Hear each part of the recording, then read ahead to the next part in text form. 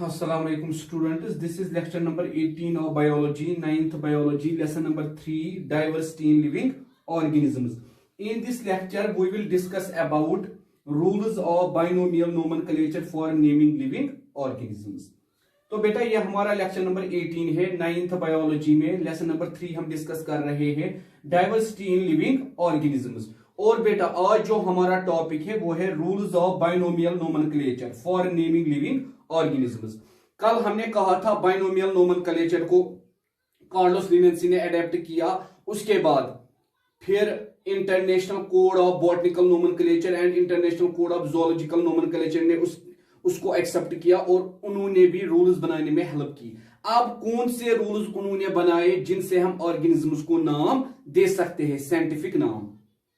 तो पहला रूल, हर किसी लिविंग ऑर्गेनिज्म को हमें एक ही नाम देना है।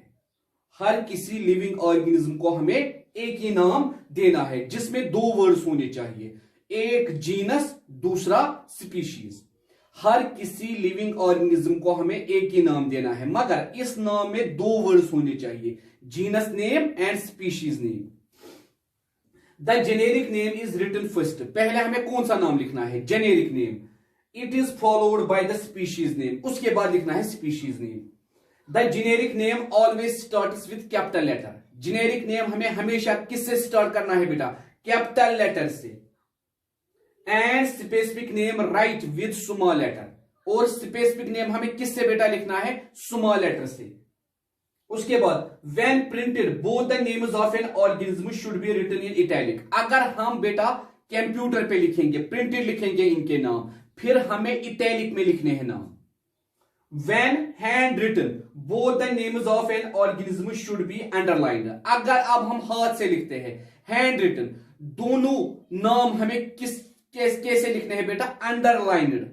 ठीक है बेटा, अंडरलाइंड नाम हमें लिखने हैं। ठीक है, तो बेटा पहला रूल क्या है? हर किसी लिविंग ऑर्गेनिज्म को एक ही नाम देना है जिसमें दो वर्ड्स होने चाहिए, जीनस एंड स्पीशीज, दोनों नाम।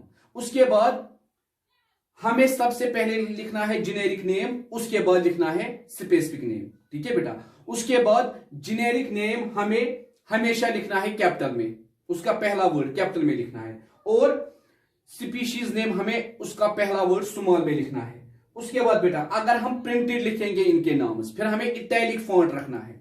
अगर हम बेटा हैंड रिटन लिखेंगे फिर हमें इन नाम्स को अंडरलाइन करना है। जैसे एग्जांपल, ह्यूमन बीइंग, हम homo sapiens, H capital, S यहां मैंने स्मॉल लिखा है, अंडरलाइन दोनों। Wolf, canis lupus, C capital L small. Lion, panthera leo, P capital L small. ठीक है बेटा, तो ऐसे हम नाम देते हैं और यही नाम हम इस्तेमाल करते हैं फिर साइंटिफिक नेम्स के लिए। ठीक है बेटा, तो इंशाल्लाह कल हमारा अगला टॉपिक होगा। थैंक यू बेटा। Assalamu alaikum students. This is lecture number 19 of biology, 9th biology, lesson number 3, diversity in living organisms. In this lecture, we will discuss about another important topic, kingdom system of classification. तो बेटा ये हमारा lecture number 19 है 9th biology में, lesson number 3 हम discuss कर रहे हैं डाइवर्सिटी इन लिविंग ऑर्गेनिज्म।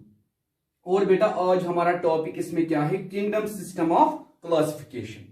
ठीक है बेटा, तो हम कहते हैं एरिस्टोटल ने सबसे पहले क्लासिफिकेशन का आइडिया दिया।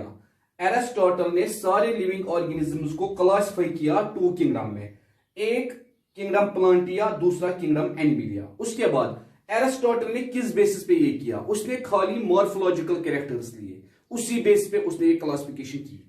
हम कहते हैं प्लांट्स को उसने फिर साइज के हिसाब से ट्रीज, श्रब्स, हर्ब्स में डिस्ट्रीब्यूट किया। इसी तरह बेटा एनिमल्स को उसने क्या बोला? With red blood and without red blood. Animals को कैसे क्लासिफाई किया? जिनका रेड ब्लड था उनको अलग, जिनका रेड ब्लड नहीं था उनको अलग, जिसमें फिर उसने बोला वर्टिब्रेटस, इनवर्टिब्रेटस। ठीक है बेटा, तो हम कहते हैं ये मॉर्फोलॉजिकल बेसिस पे था, मगर ये क्लासिफिकेशन ज्यादा टाइम तक नहीं चली क्योंकि बहुत सारी खामियां इसमें बाकी थी। न माइक्रो ऑर्गेनिजम्स के बारे में कुछ बोला, न फंगाई के बारे में, न यूग्लिना के बारे में, क्योंकि इस टाइम पे लोग माइक्रो ऑर्गेनिज्म स्टडी नहीं कर रहे थे क्योंकि माइक्रोस्कोप इसके बाद फिर वजूद में आया। उसके बाद आया कार्लोस लिनेंसी, जिसने बेटा नोमेनक्लेचर दिया, जिसने टैक्सोनॉमी दी। इसने भी टू किंगडम सिस्टम बनाया। इसने सारे लिविंग ऑर्गेनिजम्स को 1735 में इसने क्लासिफिकेशन स्टार्ट की, 1758 में पब्लिश हुई इसकी क्लासिफिकेशन। हम कहते हैं इसने भी सारे लिविंग ऑर्गेनिजम्स को दो किंगडम्स बनाए, regnum animalia animal kingdom, regnum vegetabilia plant kingdom. हम कहते हैं मगर इसने बेटा क्या क्या लिया, mode of nutrition and locomotion, दो कैरेक्टर्स पे इसने क्लासिफिकेशन की। एक तो इसने लिया बेटा मोड ऑफ न्यूट्रिशन, दूसरा इसने क्या लिया, लोकोमोशन। मगर हम कहते हैं लेटर फिर इसने ऐड किया और एक किंगडम, रिगेनम लेपिडियम, जिसको इसने क्या बोला बेटा, मिनरल, जिसमें इसने रखे।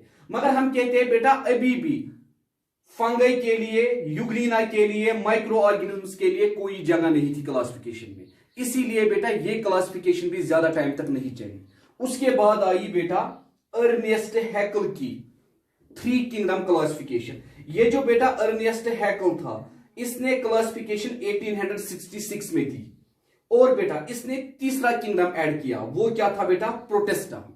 प्रोटेस्टा में इसने यूनिसेलर ऑर्गेनिजम्स को रखा। मगर बेटा अर्नेस्ट हैकल ने कैसे बेटा यूनिसेलर ऑर्गेनिजम्स को यहां रखा, क्योंकि इसने कब दी बेटा, 1866। तब उससे पहले एंटन लीवनहूक ने ऑलरेडी माइक्रोस्कोप डिस्कवर किया था, जिसको कहा जाता है फादर ऑफ माइक्रोस्कोप, जिसकी वजह से पॉसिबल हुआ यूनिसेलर ऑर्गेनिजम्स की स्टडी। इसीलिए बेटा इसने जब किंगडम प्रोटिस्टा बनाया, इसने यूनिसेलर ऑर्गेनिज्म उसमें रखे, protozoa, fungi, bacteria, micro organisms. और बेटा इसने क्लासिफिकेशन किस बेस पे की, based on division of labour.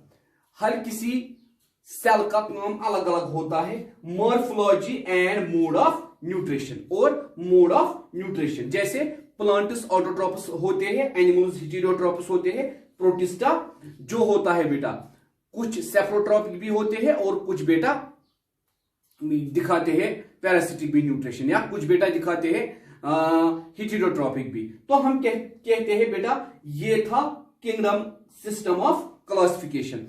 अभी हमने बेटा 3 डिस्कस किए, अब हमें इसमें बचता है 4 किंगडम, 5 किंगडम एंड 6 किंगडम।